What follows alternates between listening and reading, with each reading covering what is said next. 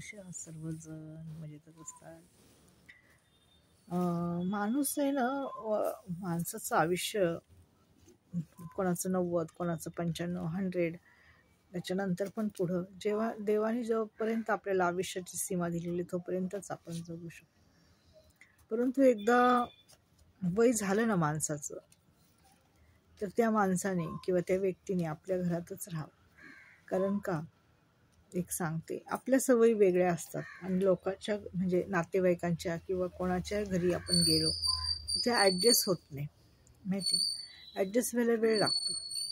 आणि एक महत्त्वाची गोष्ट असते की ते आपला हट्ट सोडायला तयार नसतात. म्हातारी व्यक्ती आपला हट्ट सोडायला तयार नसतात. नाही, मला हेच पाहिजे, मला असंच पाहिजे, मला तसंच पाहिजे. तर तसं होत नाही. काही काही गोष्टी आपण दुसऱ्याच्या इच्छेने पण कराव्या लागतात की त्या चांगल्या असतात. थोड्या दिवस त्रास होतो, पण नंतर ते आपल्याला योग्य वाटतात, हो की नाही. आणि ते आपल्या आरोग्यास, आपल्या शरीरास किंवा आपल्या सर्व गोष्टीच पण चांगल्या असतात. माझ्याही एक म्हण म्हणायची की आपलं घर आणि हागून भर. आपल्या घरात आपण कसं वागलो ना, तर आपल्या घरात आपण जरी शिसू केली तरी आपलं ते घर आहे. आपण दुसऱ्यांच्या घरात हे करू शकत नाही, एवढं मात्र खरं आहे. म्हणून तर पूर्वीचे लोक कधी आपलं घर सोडून दुसऱ्याच्या घरी जात नव्हते. आता माझ्या इतकी वयस्कर झाली होती ना, ती म्हणाली नाही, आता एवढं वर्ष मी इथं राहिले आणि मी माझ्याच घरात मरणार, असं तिचं हे होती, जिद्द होती, हट्ट होता. काही कारणास्तव आम्ही तिला विचारलं होतं की आई, आपण इकडून जाऊन दुसरीकडे राहायला जायचं बघा, चांगल्या ठिकाणी फ्लॅटमध्ये वगैरे.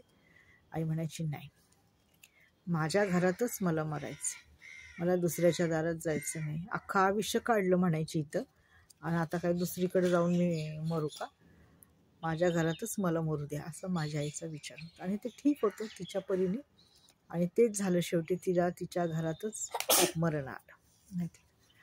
तर वय झाल्याच्या नंतर आहे ना, माणसाने थोडं ॲडजस्ट पण करावं आणि थोड्या गोष्टी आपण दुसऱ्यांवर लादू नये. जितके आपल्याला करता येतील ना आयुष्यामध्ये, जितक्या आपल्याला चांगल्या गोष्टी करता येतील ना, जोपर्यंत आपले हातपाय चांगले आहेत आणि जो पण आपण करू शकतो ना, तोपर्यंत चांगल्या गोष्टी करा, माहिती का. जेणेकरून घरातल्या सुनाला, मुलांना, जावयांना, मुलीला, नातवंडांना त्रास होणार नाही.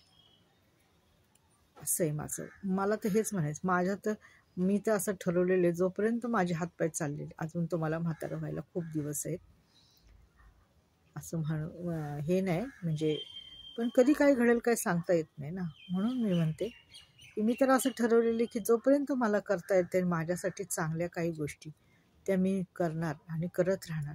दुसऱ्यांना काही त्रास देणार नाही, एवढं मात्र खरं आहे, माहिती का. आपण आपल्याला जितकं जमल तितकं आपल्या उतार वयामध्ये किंवा आपल्या चांगल्या दिवसामध्ये आपण करत जायचं, माहिती का. हल्लीच्या मुलांकडे वेळ कुठे, कामानिमित्त सर्व बिझी, त्यांच्या शाळा, त्यांची कामं, त्यांचं हे, त्यांचं ते. असं नशिबानी मी माझ्या आईसाठी नशिबानी होते. माझी आई म्हणायची ना, कोण करणार, देवाने तुला ठेवले, कर. भांडू तंडू पण इथेच आपण राहू आणि करू, म्हणजे भांडली तंडली तरी तूच करणार आहेस, माझं कोणी करायला येणार नाही. तर असं असतं, देव ठेवतो कोणाला कोणाला, पण हल्ली मुलांकडे वेळ नाही. पैसे देऊन ठेवतात आणि करतात, चालते, काय करणार, शेवटी इलाज नाही माणसाच्या, आहे ना.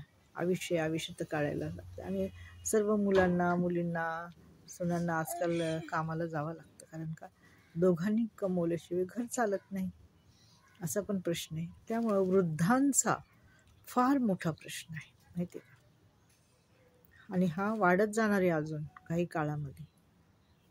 धन्यवाद.